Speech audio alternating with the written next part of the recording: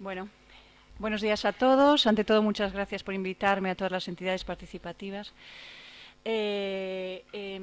Quisiera también aprovechar este primer minutito para dar las gracias al equipo interdisciplinar con el que trabajo, que es un privilegio y me hacen sentir un eslabón fuerte en la cadena del tratamiento de la insuficiencia cardíaca, tanto en UCI como en reanimación y en las plantas de cardiología y cirugía cardíaca y en pacientes de insuficiencia cardíaca avanzada. También dar las gracias a mis compañeros de la unidad de fisioterapia respiratoria de A Coruña, en especial a Yolanda y a Esther, que me han cogido de la mano hace 6 años cuando llegué a la unidad, y a mis compañeros de OZA que vinieron desinteresadamente a ayudarnos en el peor momento de la pandemia. Hoy vamos a hablar de ejercicio terapéutico como una herramienta fundamental en la insuficiencia cardíaca y en demás patologías que hablarán todos mis compañeros. El ejercicio terapéutico es una herramienta que se puede usar en insuficiencia cardíaca en pacientes en UCI, con su ventilación mecánica, con asistencias ventriculares, ya esté el paciente en reanimación, en planta, y también tiene mucha importancia en el tratamiento ambulatorio y a nivel domiciliario. ¿Por qué comentaba lo de actividad física? Actividad física es un poco también por poner luz en esa labor que yo creo que también es importante. El grueso de mis pacientes son cirugías cardíacas, trasplante cardíaco y necesitan también de nuestras recomendaciones en cuanto a los gestos en la vida diaria cuando se van con su esternotomía o su cirugía tras apicar al ventrículo izquierdo a través del tórax, para saber qué gestos pueden hacer, qué pueden hacer en ese primer mes y medio de recuperación en su vida diaria, cuando pueden hacer sus quehaceres diarios, pueden subir escaleras, pueden conducir, esas actividades de la vida diaria, pueden andar con un bastón o necesitan un apoyo simétrico, en qué postura deben dormir. Todas esas son actividades en las que nosotros también debemos poner el foco. La insuficiencia cardíaca es ese síndrome clínico complejo resultante de cualquier alteración estructural y o funcional del corazón que ocasiona una disminución en la capacidad de este para llenarse y bombear sangre. Las manifestaciones más importantes son la disnea, principalmente insuficiencia cardíaca izquierda, y la congestión sistémica, edema en miembros inferiores, ascitis, hepatomegalia, ingurgitación yugular, que vemos en insuficiencia cardíaca derecha. Todos estos síntomas nos llevan a una pérdida de capacidad funcional y de calidad de vida, y es ahí donde entramos nosotros para ayudar a los pacientes a mejorar. El ejercicio terapéutico se puede utilizar tanto en la prevención como el tratamiento, y en esos pacientes también va a ayudar en los factores de riesgo cardiovascular a que esos factores nos lleven a un empeoramiento o avanzar en la enfermedad. Va a actuar sobre la hipertensión arterial de forma favorecedora, sobre la obesidad, sobre el colesterol, sobre la diabetes, disminuye el porcentaje de fumadores y actúa, lógicamente, sobre la vida sedentaria como factor de riesgo cardiovascular. Los efectos del ejercicio terapéutico a nivel central, ya por una parte es un aumento de la función ventricular o la disminución de su deterioro, y a nivel periférico nos va a mejorar la función del endotelio arterial, nos va a aumentar la capilaridad muscular, el número y tamaño de mitocondrias, de las crestas de estas mitocondrias, aumenta la capacidad oxidativa y la diferencia arteriovenosa de oxígeno, es decir, llega el oxígeno donde tiene que llegar y en la cantidad adecuada para cubrir las necesidades del organismo.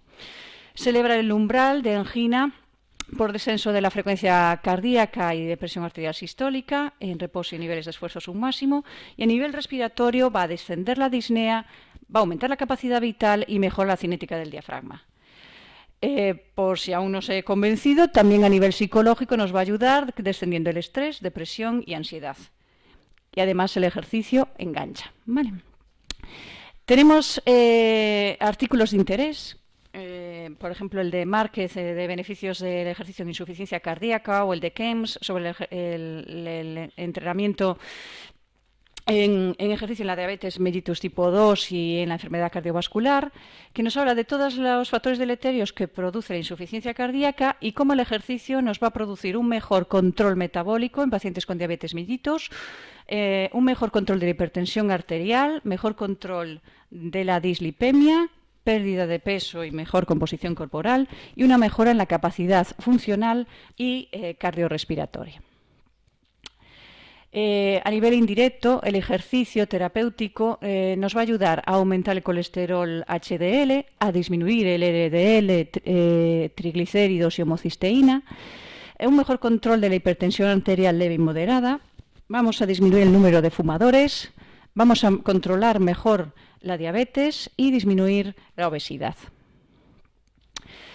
A nivel directo, podríamos saber que los efectos del ejercicio son, a nivel trombrogénico, un descenso del fibrinógeno y de la agregabilidad plaquetaria con aumento de la actividad fibrinolítica. A nivel miocárdico va a aumentar la capilaridad, el diámetro de las coronarias extramurales, aumenta la circulación colateral y el aporte y demanda de oxígeno, nos mejora la función ventricular y endotelial, disminuye la actividad inflamatoria, disminuye el nivel de catecolaminas, disminuye la actividad del sistema renina-angiotensina y disminuyen las resistencias periféricas, facilitando el trabajo a ese corazón. Mejor respuesta neurovegetativa al estrés y elevación del umbral de fibrilación ventricular.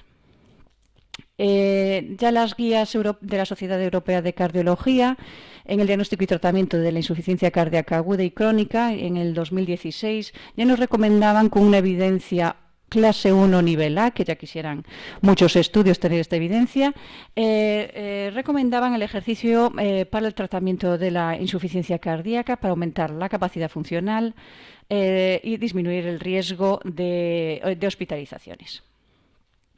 No solo la Sociedad Europea, también la Americana del Corazón, la AJA, en sus guías también del manejo de la insuficiencia cardíaca nos describen la recomendación de la actividad y el ejercicio y la rehabilitación cardíaca, también con una evidencia 1A para el tratamiento seguro y efectivo de los pacientes con insuficiencia cardíaca, y la rehabilitación cardíaca con una evidencia clase 2A, evidencia B, para el tratamiento de los pacientes con insuficiencia cardíaca estable con el objetivo de incrementar su capacidad funcional, aumentar la duración de ese ejercicio y disminuir la mortalidad.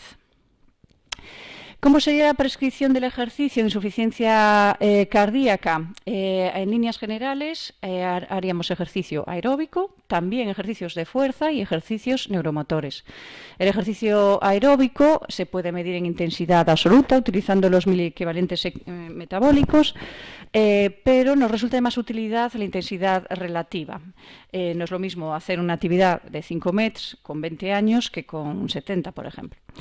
Entonces, aquí, en la intensidad relativa podemos utilizar diferentes parámetros según de lo que dispongamos muchas veces, que sería el VO2 máximo, el porcentaje de frecuencia cardíaca máxima, y si no, pues podemos utilizar la escala BOR y la frecuencia respiratoria, que resulta muy intuitivo para los pacientes utilizar la prueba del habla. La OMS ya nos recomendaba a todas las personas en general 30 minutos al día, 5 días a la semana, una intensidad moderada de ejercicio aeróbico, o 15 minutos al día, 5 días a la semana de alta intensidad. Aquí vemos la escala BOR del 1 al 20, solemos movernos en intensidades moderadas de 9 a 14. Empezaríamos siempre con intensidades leves o moderadas, podríamos utilizar... Los factores más útiles son los de intensidad relativa de porcentaje de frecuencia máxima, si lo tenemos, escala BOR, entre un 10 y un 9-14, como hablábamos, y la respiración. La prueba del habla, que el paciente pueda decir frases completas sin entrecortarse el habla. Antes los ejercicios de fuerza estaban muy denostados en la patología cardíaca.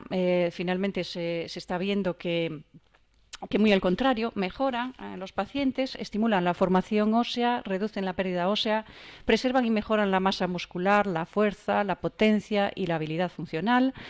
Tiene un efecto beneficioso en el control de lípidos, tensión arterial y sensibilidad a insulina, sobre todo cuando se combina con ejercicio aeróbico. Y se trataría de movimientos compuestos multiarticulares.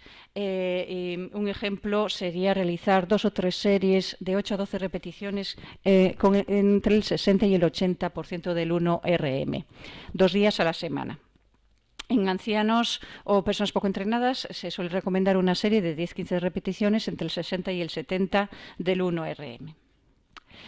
Se realizarían también ejercicios de equilibrio, agilidad y coordinación.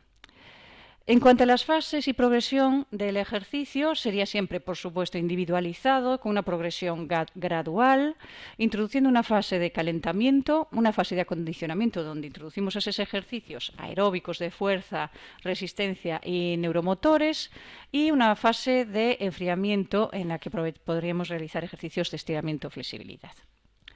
Un artículo de interés es el de Máximo Piepoli, que es un cardiólogo, el máximo quizás representante de la Sociedad Europea de Cardiología, que se dedica a la prevención y rehabilitación cardiovascular, y nos publicó junto con sus colaboradores este artículo de consenso del ejercicio en insuficiencia cardíaca. Los protocolos de la OMS de rehabilitación cardíaca dividen en 3 fases. La fase 1 es en la que yo trabajo aquí en el Hospital de La Coruña, que es desde el ingreso hasta la alta hospitalaria. La fase 2 es la ambulatoria, que nos encantaría que lo hubiese en este hospital, y la realiza Mónica con los niños en el materno, que nos lo comentará después. Y la fase 3 o de mantenimiento comprende el resto de la vida del paciente. En estos protocolos siempre se introducen ejercicios aeróbicos y de fuerza que reportan importantes mejoras objetivables en los test de 6 minutos marcha y en el pico V2, incrementando la calidad de vida de los pacientes y disminuyendo el número de ingresos hospitalarios. Las contraindicaciones que tendrían estos protocolos sería la enfermedad coronaria inestable, la insuficiencia cardíaca descompensada, arritmias incontroladas, hipertensión pulmonar grave, estenosis aórtica severa y sintomática, miocarditis, endocarditis y pericarditis aguda, hipertensión arterial no controlada, la disección de aorta, el síndrome de Marfan y los ejercicios de alta intensidad en pacientes con retinopatía diabética proliferativa o grave no proliferativa. En cambio, las indicaciones abarcarían muchísimos de los pacientes. En este hospital, por ejemplo, se realizan 700 operaciones de cirugía cardíaca al año y unos 25 trasplantes cardíacos, y ya cubríamos bastante. Realizarían en infarto de miocardio, revascularización cardíaca y angina estable, insuficiencia cardíaca tanto que tengan una fracción de eyección de ventrículo izquierdo reducida o preservada, dispositivos marcapasos, desfibriladores, resincronizadores cardíacos. En el trasplante cardíaco, por supuesto, en asistencias ventriculares mecánicas tanto de corta duración como de larga duración, ya sea como puente a trasplante o terapia de destino. Claudicación intermitente, las valvulopatías y la intervención quirúrgica de ellas, los pacientes de alto riesgo de diabéticos, hipertensos y obesos, en la hipertensión arterial pulmonar y cardiopatías congénitas, como nos comentará después nuestra compañera Mónica. Los programas de rehabilitación, un ejemplo, incluiría unas tablas de fisioterapia con estiramientos, movimientos de distintas articulaciones, abdominales, ejercicios de tren superior, incluyendo pesas de poco peso, durante 15-20 minutos, y un entrenamiento aeróbico en bicicleta ergométrica o trapez rodante de una duración e intensidad progresivamente creciente hasta alcanzar unos 45-50 minutos. La intensidad que utilizaríamos sería de un 75-85% de la frecuencia cardíaca o la carga alcanzada en la prueba de esfuerzo, por debajo del nivel de isquemia, por supuesto, si existiera, sin sobrepasar el umbral anaeróbico si se hace el consumo de oxígeno, y en una puntuación de un 9-14 en escala Bohr. ¿Qué ejercicio recomendaríamos hablando de ejercicio aeróbico continuo o a intervalos? Pues se ha visto, y aquí tenemos un artículo de Hasbulla del 2013, que tiene cierta ventaja el ejercicio de intervalos porque va a producir un mayor estímulo del músculo periférico sin aumentar la sobrecarga del ventrículo izquierdo. Tendríamos que tener unas consideraciones especiales en postcirugía, teniendo en cuenta la vía de abordaje, la esternotomía o que sea transapical al ventrículo izquierdo. Hay que tener esas consideraciones especiales a la hora de hacer nuestro trabajo. En los portadores de marcapasos y desfibriladores tendríamos que trabajar siempre en 20 latidos por debajo de la frecuencia cardíaca de descarga. En el trasplante cardíaco hay un retardo a la acomodación al ejercicio. por lo cual tendríamos que alargar las etapas de calentamiento y enfriamiento. Y en los dispositivos de asistencia ventricular hay que tener muy en cuenta el driveline, que conduce la energía hacia el dispositivo, la asistencia que tiene en el ventrículo el paciente. Como conclusión, diría que queda más que demostrado el ejercicio terapéutico como herramienta fundamental de fisioterapeuta, tanto en UCI como en la planta hospitalaria, tanto de forma ambulatoria como a nivel domiciliario. Los fisioterapeutas deben recomendar ejercicio terapéutico adaptado de forma personalizada a cada paciente y está demostrada una relación directa entre el ejercicio y la reducción tanto de enfermedad cardiovascular, cerebrovascular e hipertensión arterial. Los programas de rehabilitación cardíaca mejoran la calidad de vida, la capacidad funcional y el pronóstico de los pacientes con cardiopatía, y la relación coste-beneficios, que siempre hay que mirar este punto, es claramente positiva.